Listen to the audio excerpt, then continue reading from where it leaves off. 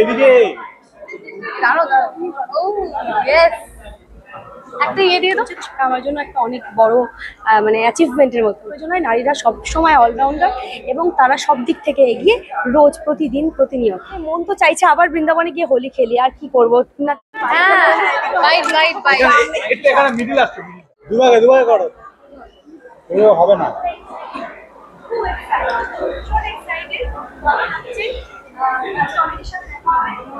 Hello hello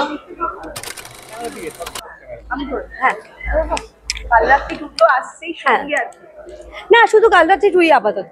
আর একটু এরকম একটা ইভেন্ট টলিউডের জন্য এত কাজ, হ্যাঁ মানে এরকম একটা বড় ইভেন্ট এবং এখানে অনেক গুণী গুণী আর্টিস্টরা রয়েছে, ডিরেক্টর প্রডিউসার, তো মানে কি বলবো, এসভিএফ হচ্ছে খুবই সফল একটি প্রোডাকশন হাউস এবং তার সাথে হইচই।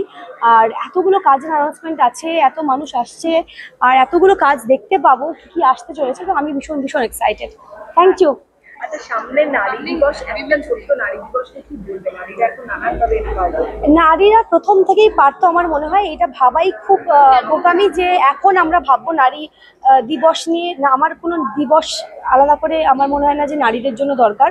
নারীরা প্রত্যেক দিন রোজ সকালবেলায় বাচ্চাকে খাইয়ে অফিস যাচ্ছে বা কাজ করতে যাচ্ছে, রোজ এসে আবার স্বামীকে তার খাবারটা দিচ্ছে। তো আমার মনে হয় না যে নারীদের জন্য আলাদা করে দিবসের প্রয়োজন হয়। নারীরা সবসময় অলরাউন্ডার এবং তারা সব দিক থেকে এগিয়ে রোজ প্রতিদিন প্রতিনিয়ত। Thank you. হোলির আরে মন তো চাইছে আবার বৃন্দাবনে গিয়ে হোলি খেলি, আর কি করবো না, টানবে না আমাকে আর। ভীষণ ভালো। আজকে আমি দুপুরবেলায় এলাম, আর গলাটা একটু বসে গেছে ওখানে নাম করতে করতে চিৎকার করে।